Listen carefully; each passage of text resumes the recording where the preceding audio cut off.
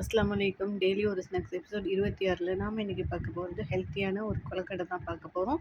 அரிசி மாவு கொரப்பாக அரைச்ச அரிசி மாவு 2 கப் அளவு எடுத்திருக்கேன். கொரப்பாக இருக்கணும் இந்த அளவுக்கு. 1 கப் அளவு தேங்காய் பூ துருவல் எடுத்திருக்கேன். இது ரெண்டையுமே நல்லா ஒரு தடவை மிக்ஸ் பண்ணி விட்டுக்கோங்க. இது ரொம்ப ஹெல்த்தியான கொழுக்கட்டை, டேஸ்ட்டும் சூப்பராக இருக்கும்.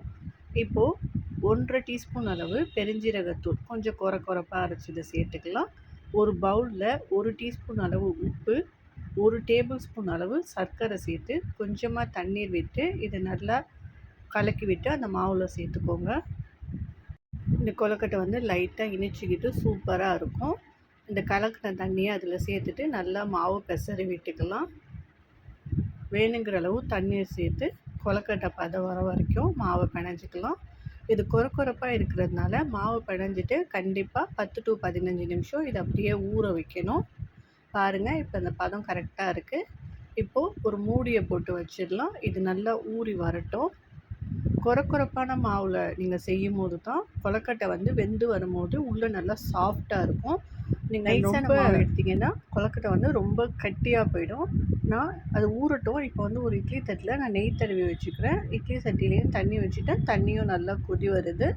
இப்போ நெய் தடவின தட்டை வச்சுக்கலாம். எனக்கு 15 நிமிஷம் நல்லா ஊறிடுச்சு. பாருங்கள், இருந்த தண்ணி சொட்டு கூட இல்லாமல் நல்லா ஊறி மாவு வந்து நல்லா பொலன்னு ஆயிடுச்சு. இப்போ வந்து கொழுக்கட்டை ஷேப்புக்கு பிடிச்சிக்கலாம். அழகாக பிடிக்க வரும். இதே மாதிரி பிடிச்சிட்டு அந்த இட்லி தட்டில் வச்சுருங்க. உங்களுக்கு எந்த சைஸ் வேணுமோ நீங்கள் பிடிச்சிக்கலாம். ஆனால் வெந்தால் இது இன்னுமே நல்லா பெருசாக தான் போகும். இதே மாதிரி எல்லா கொழுக்கட்டையுமே நான் பிடிச்சி எடுத்துக்கிறேன். தண்ணி வந்து நல்லா கொதித்ததுக்கப்புறம் இதே மாதிரி இட்லி தட்டை போட்டுட்டு கொழுக்கட்டையை வச்சுருங்க. 15 to 20 நிமிஷம் மீடியம் ஃப்ளேமில் இது வெந்து வரணும். அப்போ தான் சூப்பராக உள்ளே நல்லா வெந்து வரும்.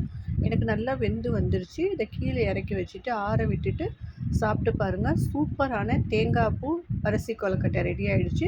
கண்டிப்பாக ட்ரை பண்ணுங்கள். இது ஒரு ஹெல்த்தியான ரெசிபி. பாருங்கள், உள்ளே அவ்வளோ சாஃப்டாக இருக்குது. கண்டிப்பாக ட்ரை பண்ணி பார்த்துட்டு எப்படி இருந்ததுங்கிறத கமெண்ட் பண்ணுங்கள். அஸ்ஸலாமு அலைக்கும்.